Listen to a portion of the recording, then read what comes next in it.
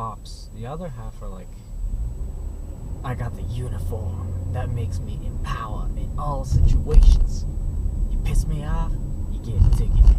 No, better yet, you get my attitude, then a ticket. Because I say so. I don't know what accent this is, I'm just talking. Yeah, so I'm doing that, and as I'm fiddling with it, this really, really cute girl passes. And of course she was wearing those leggings, but anyway, so she passes, all in black, but really nice blonde hair, really nice body, really nice height, basically really nice everything. And I'm like, damn it, if I was looking in that direction, I would have smiled. What the fuck? Stupid journey. Forensic. Guys, I am serious. What I am about to say is from about 10 years worth of just being observant and loving to drive and people watching and working with people, and yeah. What the fuck was with the Yaris? Why is it like that? What the fuck? He was trying to get on the driveway. No, he's driving on the sidewalk. Alright, he's driving on the sidewalk. The thing is, the more I drive, the more I see that even if you make tiny mistakes, the popo will come after your ass. And they do it not nice.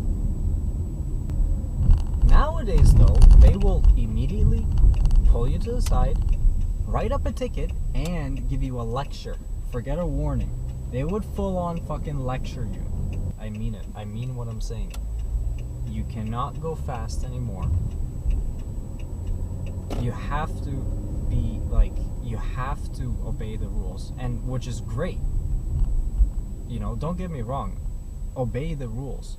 I'm actually one that advocates for rules. The thing is, some places have rules that are way too dumb. For example, for those of you in Toronto, the Bloor-Danforth Bridge is a wide open 3-lane thing. It's about half a kilometer long probably, and becomes, so Danforth, when it's not busy, has a speed limit of 50. It's unposted, unless I'm wrong, which I don't think I am, but anyway, speed limit of 50, then you hit the bridge, and all of a sudden it's a speed limit of 40.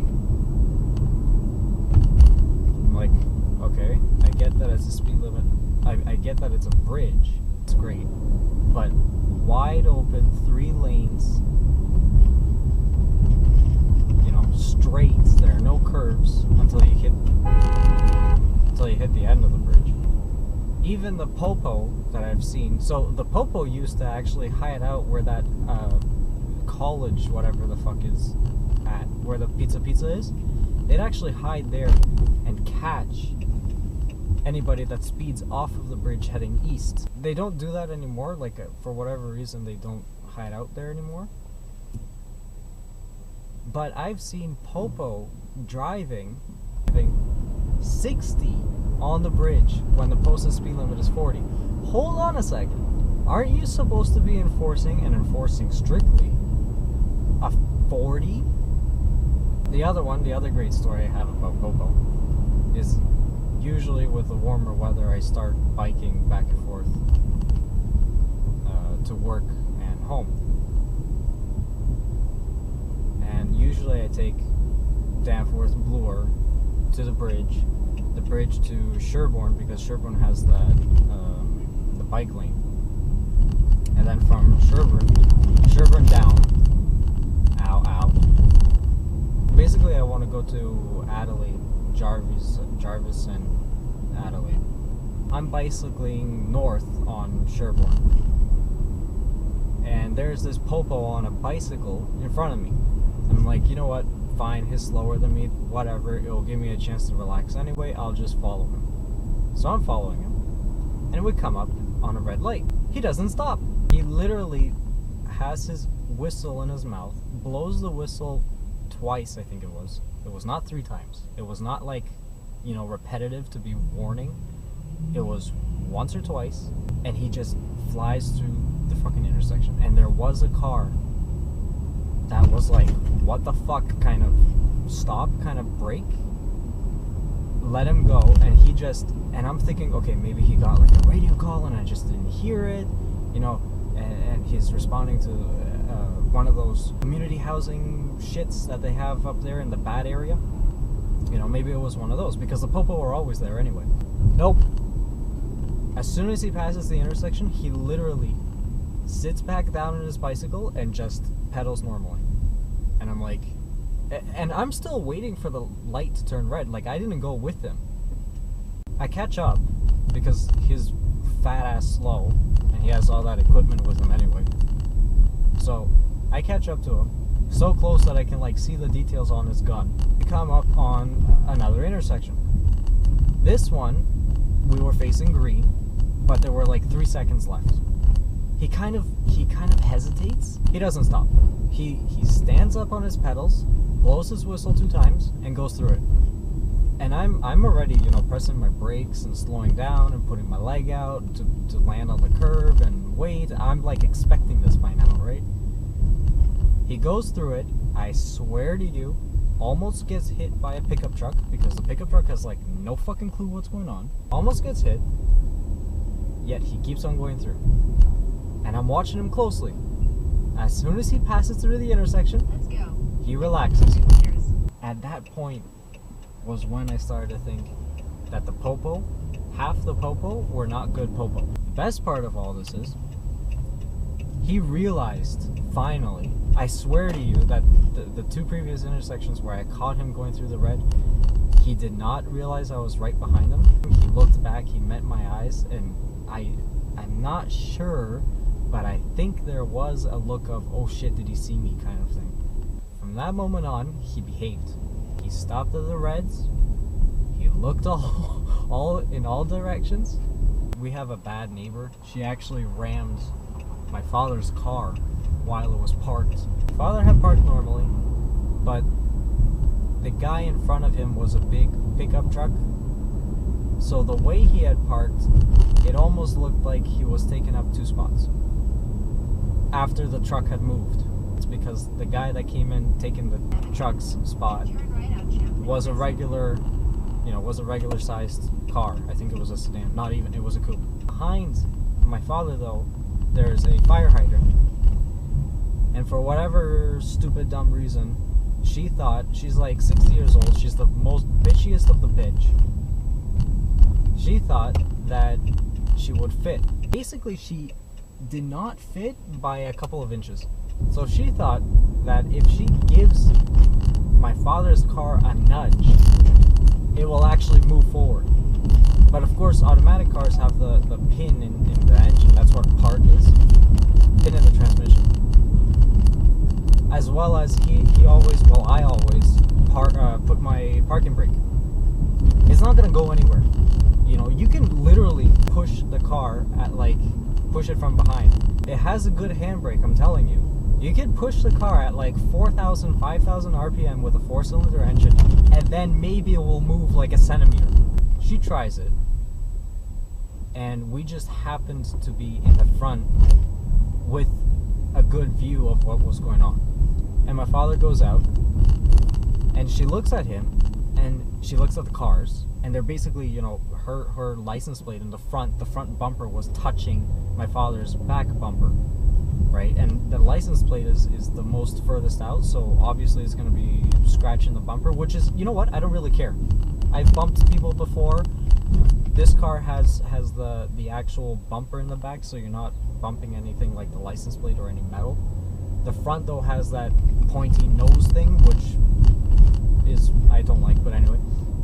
Because if you hit it, it will actually scratch, but anyway. But she was right up against him. She looks at him. We're in the middle of the street now. I'm like struggling to put on my shoes and follow my father. They're in the middle of the street. She looks at him and she just blurts out, "Oh, well, I guess I have to move now in order for you to get out," because the car in front had parked closer to us. That's the whole reason of the problem, right? Okay, if I did not come out now and came out in 5 minutes like I didn't see what was going on. If I hadn't seen what happened and I came out 5 minutes later and I wanted to get out, or my father wanted to get out, he wouldn't have been able to. So what would have happened then?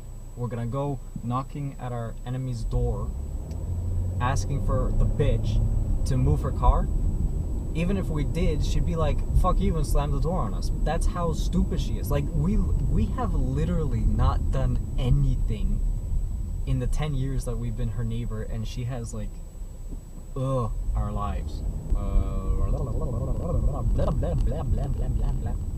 My father is like, yeah, move, basically. But the thing is, I didn't give her a chance to move.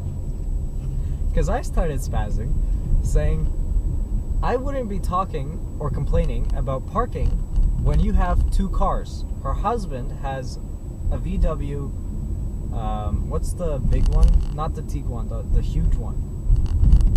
It looks like a Tiguan, but it's bigger. He has that one, which is basically the size, the length and width of this car. And she has a Subaru Impreza, which is, you know what, it's a hatchback, it's not that big, but seriously, you're pushing my father when you have 2 cars? We basically thought, you know what, this is fucking harassment. 3 hours later, 2 cops come over. They were, you can tell it was a long-time partnership, like they were partners. Girl cop, guy cop. Guy cop is like Indian. Girl cop is your typical blonde hair, white skin,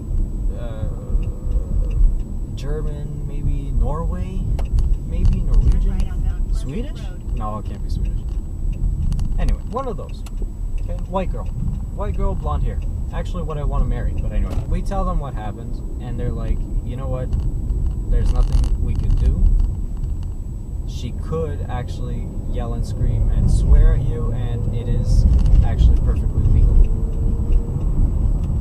So you know what? And in the end, they say, if you really want, you can record all the incidents, file a full report for harassment, and then basically this will be taken to court, and the court will determine if, you know, there's a real case there or not.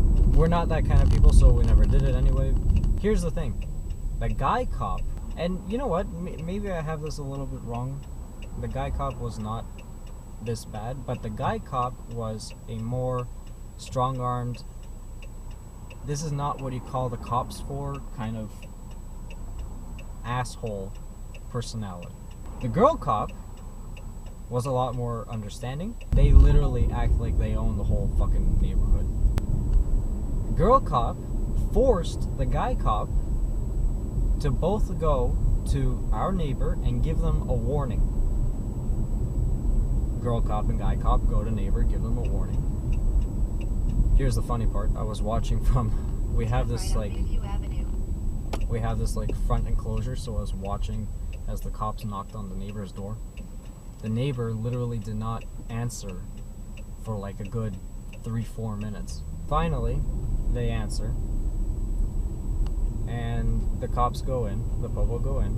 They have about a 10-minute conversation. They come out, knock on our door.